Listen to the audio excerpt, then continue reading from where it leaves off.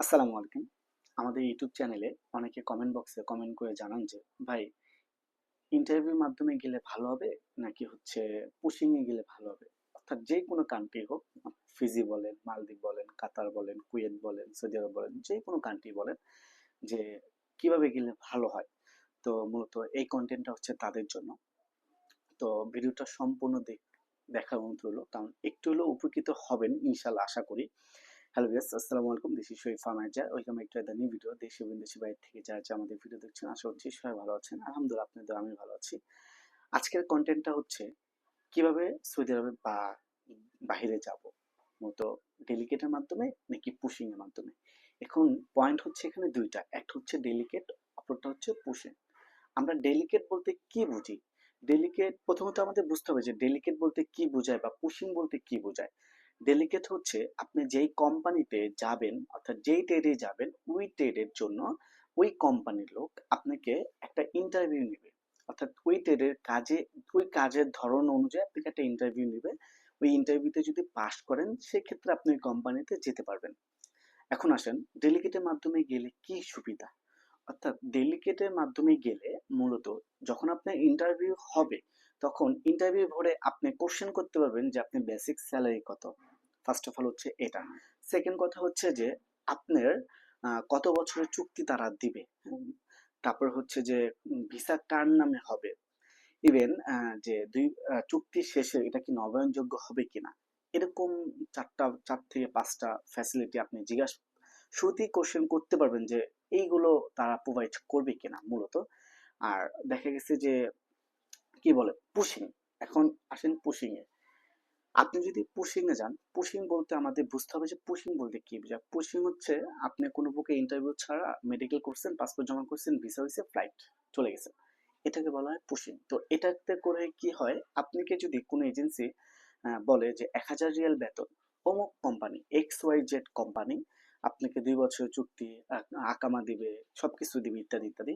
But আপনি যায় দেখলেন কোনো কিছুই দিল না, আকামাও নাই, এক্স ওয়াই জেড নামে কোনো কোম্পানিও নাই। এটাকে বলা হয় পুশিং।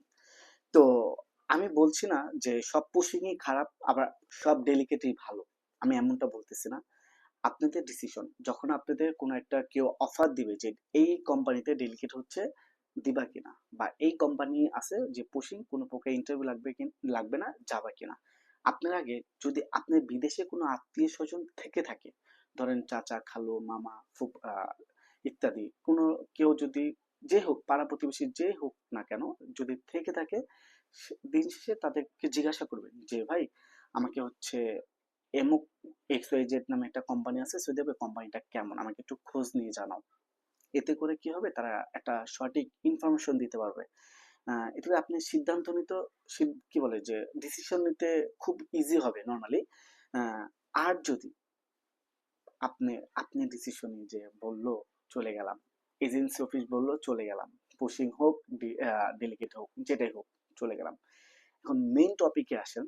মেইন টপিক হচ্ছে আপনি, কোশ্চেন হচ্ছে যে পুশিং এ যাবেন নাকি ডেলিগেটে যাবেন। অবশ্যই আহ, আজকে 3 বছর এক্সপিরিয়েন্সে আমি যতটুকু বুঝি যে অবশ্যই আপনার ডেলিগেটে গেলে 90, কি বলে 100-এর মধ্যে 90% আপনি মিল পাওয়া যায়।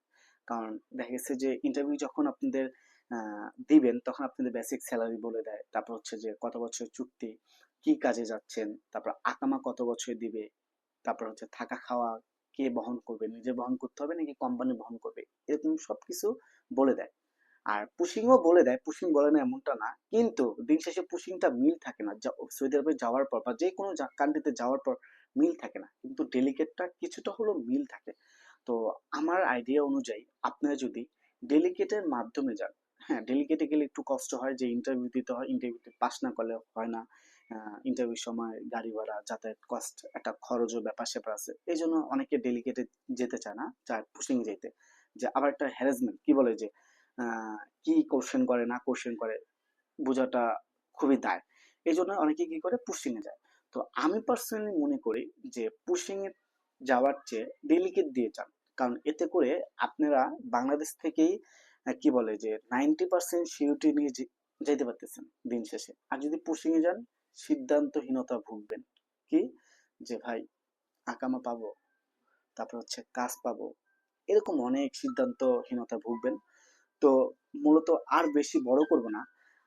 এখন আমাদের যেটা মতামত আমি শেয়ার করছি, এখন পার্সোনালি এটা পুরো একান্ত ব্যাপার আপনাদের। তো এই বলে আজকে ভিডিওটা শেষ করব। দেখা হবে পরবর্তী একটি ভিডিওতে। এই পর্যন্ত ভালো থাকেন, সুস্থ থাকেন। আর অবশ্যই আমাদের এডজের চ্যানেলটা যদি সাবস্ক্রাইব করা না থাকে, অবশ্যই এডজের চ্যানেলটা সাবস্ক্রাইব করুন। পাশাপাশি এডজের নামে একটা পেজ আছে, পেজটা ফলো দিয়ে পাশে থাকবেন। ধন্যবাদ। আসসালামু আলাইকুম।